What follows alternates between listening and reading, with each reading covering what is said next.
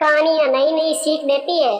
बच्चों में अगर अच्छे अच्छे संस्कार सींचने हो तो कहानियां सबसे अच्छा जरिया बन सकती है। आज की कहानी आपको थोड़ा भावुक कर सकती है, क्योंकि आज हम एक इमोशनल कहानी आपके साथ साझा कर रहे हैं। हाँ, इमोशनल करने के साथ एक बहुमूल्य बोध भी आप इस कहानी से सीख सकते हैं। इसलिए इस पूरी कहानी को जरूर पढ़िएगा। हर दिन एक भिखारी दरवाजे के पास आकर भीख मांगता था और घर का मालिक हमेशा घर के बाहर आते ही उसे देखकर फिर जाया करता। कई बार उसके लिए गालियां भी बकता। वो कहता, तू जिंदा ही क्यों है? पूरी जिंदगी ऐसे ही भीख मांगेगा क्या? दर्दी का बोझ क्यों बना बैठा है? और कभी कभी उस भिखारी को गुस्से में वे धक्का भी मार दिया करता। इतना कुछ हो जाने के बावजूद भिखारी के मुंह से सिर्फ यही निकलता कि भगवान तुम्हारे पापों को माफ करे।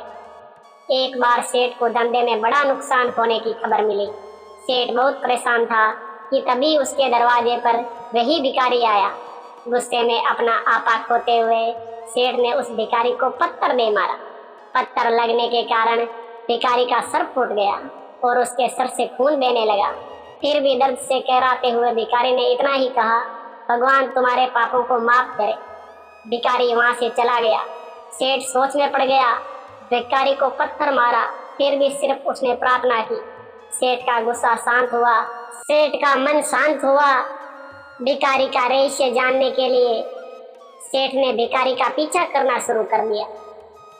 भिखारी जहाँ जहाँ जाता सेठ उसके पीछे जाता। सेठ ने देखा कि कोई उसको खाना देता है, कोई उसको मारता है, कोई अपमानित करता है तो कोई गाली देता है। लोग भिखारी के साथ चाहे जैसा व्यवहार करते, लेकिन भिखारी सबके लिए एक ही प्रार्थना करता, भगवान तुम्हारे पाप माफ करे। अब रात होने को आई थी। भिखारी अपने घर जाने के लिए लौटा। वो अपने घर पहुंच गया, लेकिन सेठ अभी भी उसका पीछा कर ही रहा था। एक पुरानी टूटी हुई खटिया पर एक बूढ़ी औरत लेटी हुई थी। काफी कमजोर और बीमार लग रही थी। वे भिखारी की पत्नी थी। अपने पति को वापस आता देख वे खाट से उठ खड़ी हुई। पत्नी ने अपने पति के भीख वाले कटोरे में देखा, उसमें सिर्फ आधी बासी रोटी थी। उसे देखकर वे बोली, आज बस इतना ही मिला? और हाँ, आपके सिर से खून निकल रहा है, ये चोट कैसे लगी? बूढ़ा भिखारी बोला, आज बस इतना ही मिला, किसी ने कुछ दिया ही नहीं। सबने गालियां दी और एक सेठ ने पत्थर भी फेंका, इसलिए मेरा सर फट गया। एक गहरी ठंडी सांस लेकर बूढ़ा भिखारी फिर से बोला, ये मेरे ही पापों का फल है। तुम्हें याद है कुछ सालों पहले हम कितने अमीर थे? क्या कुछ नहीं था हमारे पास? हमारे पास हर चीज जरूरत से ज्यादा थी, लेकिन हमने कभी दान नहीं किया। और उससे भी बुरा हमने उस अंधे भिखारी के साथ किया जो हमारे द्वार पर भीख मांगने आया करता था। बूढ़ी पत्नी की आंखों में आंसू आ गए। वे बोली, हाँ, हम उस बेचारे अंधे के साथ बहुत बुरा करते थे। उसका अपमान करते थे, उसे खाने के लिए रोटी की जगह कागज दिया करते, उसका मजाक उड़ाया करते और कभी कभी मारा भी करते। मैंने कभी उसको रास्ता नहीं दिखाया। एक बार मैंने उसके मुंह पर मिट्टी भी फेंकी थी और वह हमेशा दुखी होकर यही कहता कि भगवान तुम्हें तुम्हारे किए की सजा देगा, भगवान तुम्हारे पापों की सजा जरूर देगा। उसका श्राप सच हुआ और हम इस दुख भरी जिंदगी में आ गए। भिखारी बोला, हाँ, उसका श्राप सच हुआ, इसलिए मैं किसी को बद्दुआ नहीं देता। चाहे कोई मेरे साथ कैसा भी बर्ताव करे, मैं हमेशा उसके लिए प्रार्थना करता हूँ। मैं नहीं चाहता कि कोई भी हमारे जैसी जिंदगी का अनुभव करे, किसी को भी हमारे जैसे दुखों का सामना करना पड़े।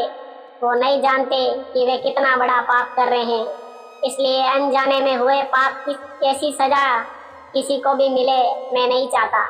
सेठ वहीं पर छुपकर ये सारी बातें सुन रहा था। अब उसे सब कुछ समझ में आ गया था।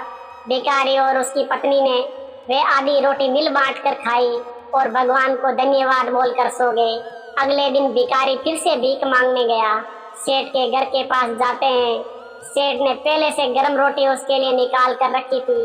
उसे देते हुए सेठ विनम्रता से बोला, माफ कर दीजिए बाबा, उससे बहुत बड़ी गलती हो गई। बूढ़ा भिखारी बोला, भगवान तेरा भला करे। इतना कहकर वे आगे निकल गया। इस कहानी से जो सीख लेने लायक है ये बड़ी सिंपल है।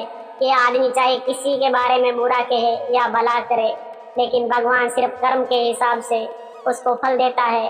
क्या हुआ अगर भगवान नहीं दिखता है? लेकिन ये बात बिल्कुल सच है, उसके खाते में सबका हिस्सा बहुत पक्का होता है। इसलिए जब किसी के लिए कुछ भी करो तो अच्छा ही करो।